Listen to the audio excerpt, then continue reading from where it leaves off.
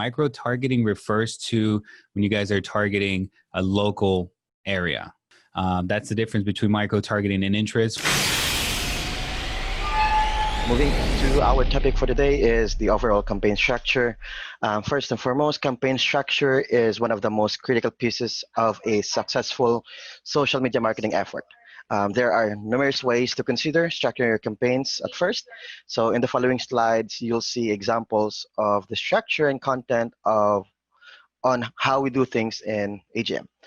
Each marketing or campaign objective will hold multiple ad sets or interests to target, and each of those ad sets will initially hold 3 ad creatives with their own unique ad copies, headlines, and URLs. So that would ensure our targeted audiences will see a different content each time we show an ad to them. That in return will slow down the ad fatigue as well. So these are the AGM best practices that we recommend when running paid social media marketing.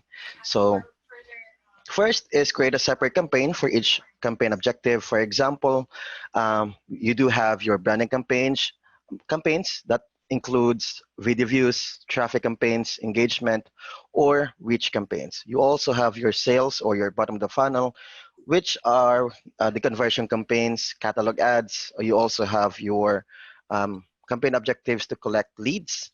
These are under lead generation campaign objective, or the messages objective, where you send traffic to your managed account, collect your customer or your audience data such as emails and phone numbers, so you can continue communicating to them via multi-channel. So each campaign or campaign objective performs quite differently, since you are pushing for a different result afterwards. If your campaign objective is for video views, then Facebook will optimize for results to generate you the cheapest cost per through play. That's the generic campaign objective or optimization we use for video views. Different results for conversion campaigns or messages campaigns as well. You'll want to be able to set a budget, manage, and report separately for each campaign category that you are running. So here is a short example of the campaign structures we do use inside AGM. I do have them separated per campaign objective. For example, this is a campaign for video views. For top of the funnel, what Manuel had been recommending in the past is you use ABO or ad set budget optimization. So you can easily test and see which cold audiences or interests will perform better, and then you can build out buckets of audiences right after. So for video views, you'll have your first ad set under or that has or targeting an interest-based audience. You can use lookalike audience, or if you do have local office or a local store, you can do micro-targeting if you are specifically only selling on that location. And then under each of these ad sets, so for example, under interests, you'll have up to 3 ad variations. That can be, the variations can be different images, different copies, different headlines. You'll also have another campaign objective for traffic to blogs. And then again, you can also use the same set of 3 audiences, which are interests, lookalikes, and micro-targeting.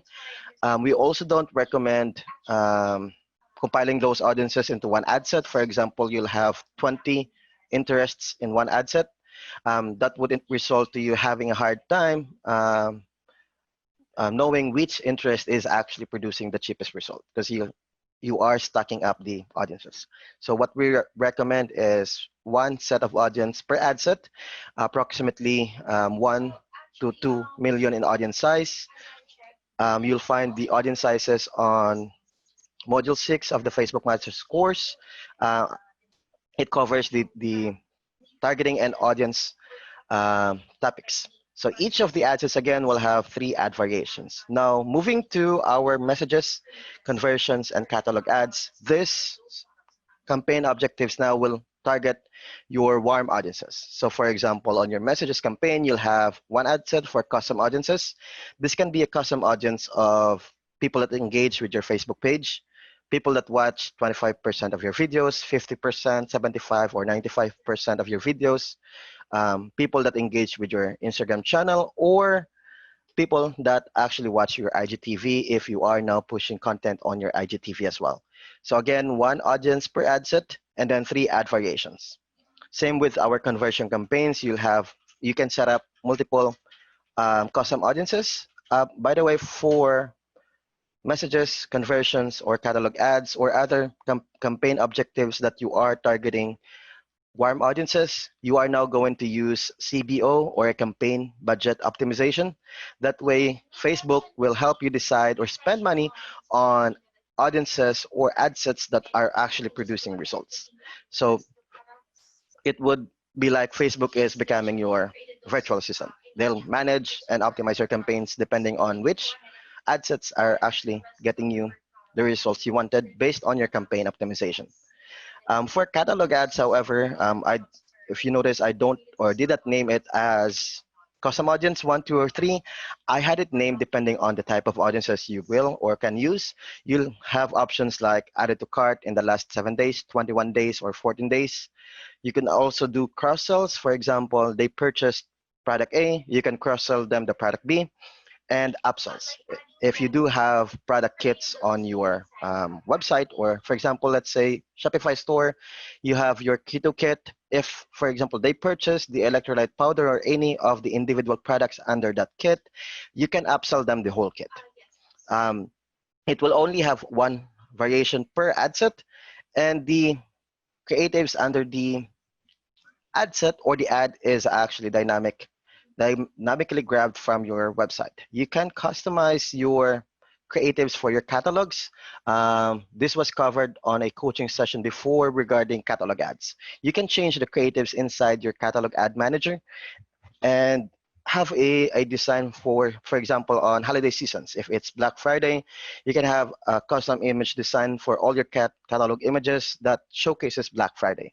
Or if it's Christmas or holiday season, you can have that theme as well added or updated on your catalog images. So let's go over. Donald, can we just clarify one thing? Can we go back one slide? There was a question about the micro targeting and interest. I just wanted to clarify. Micro targeting refers to when you guys are targeting a local area. Is that right, Donald? Yes.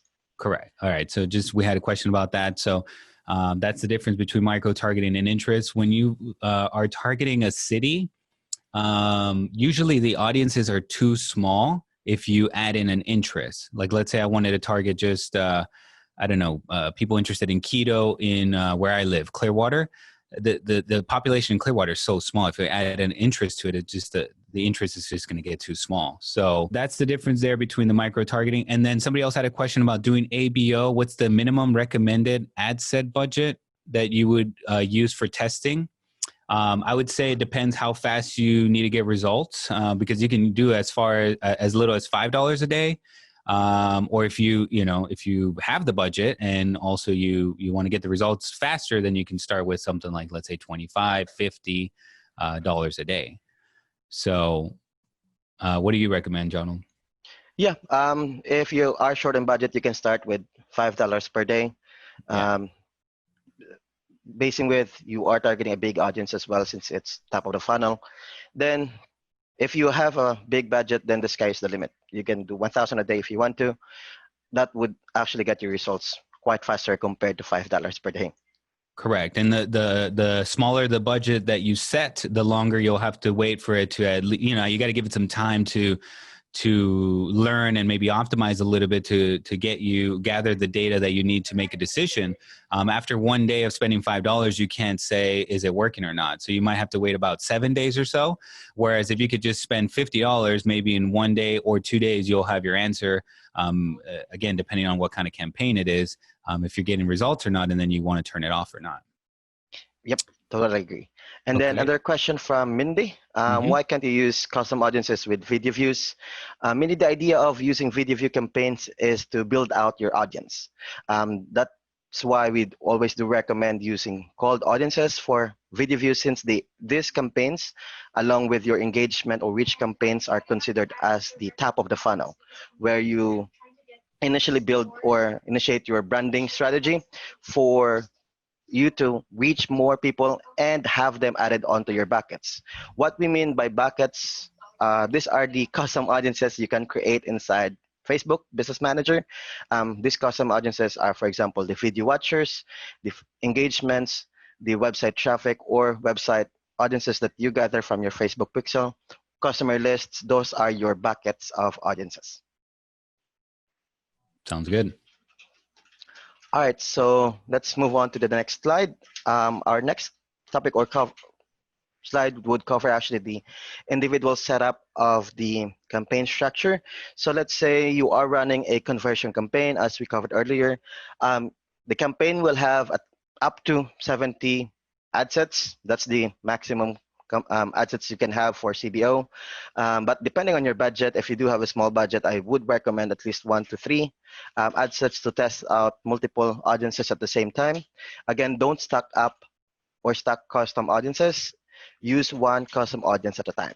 So for example, if you are targeting your Facebook engaged followers, just use that specific audience into one ad set. If you combine Facebook engaged for the last 180 days, you add the Instagram engaged for the last 180 days, then you get results. You'll never know which platform is actually giving you results, if it's Instagram or Facebook. So always have them on separate ad sets, run them on their CBO campaign. Depending on your budget, you'll see the results within 2 to 3 days. Then you can either turn off or scale the winners, and then or just keep the campaigns running. Since if it's a CBO, Facebook will actually optimize the campaign, spend the budget on the ad sets that are actually generating you the best results. And then again, you also have to have 3 ad variations on each of those ad sets. Depending on how the results would go on, you can turn off 1 or 2 of those ad variations. And let's say ad variation 1 has been producing results that also has a high number of ROAS. Version 2 does not have results or 0 results. Version 3 also has results. Then you can turn off version 2. And moving on, how to scale the ad sets or how to scale your ads. A typo here. So what I've been testing out lately, 2 sets of scaling. So first set is don't ever edit or update an ad set or an ad, as this may cause the ad set to reset the learning phase. For example, editing ad copies, changing headlines, those would re-optimize your campaigns afterwards. So what I do recommend, or if you scale it more than 20%. So what I do recommend is if you want to scale a specific ad set, let's say it was previously running under a CBO campaign, with multiple ad sets under it, and that specific ad set, or let's say call it ad set 1, has been producing 7 ROAS for the past weeks. So if you want to test out on scaling that specific ad set only, you can actually duplicate it onto a new campaign, set a higher budget, and let it run for a couple of days. If it starts producing results, you can leave it running. If it's not producing a result, then you can turn it off right after. But always just duplicate the campaigns or ad sets that you wanted to scale. Another scenario which I'm also testing out right now, this would only be applicable if you can, 1, monitor your campaign aggressively, 2, if the audience is big enough, and 3, if your offer is actually, or if the results are quite well. Let's say it's above 3.5. I've only been testing it for a couple of campaigns, but you can aggressively scale, but it's entirely optional. That's only if you can monitor your campaigns really well. If not, then I would recommend doing this scaling format of duplicating the ad set onto a new campaign, increasing the budget, and then monitoring it afterwards.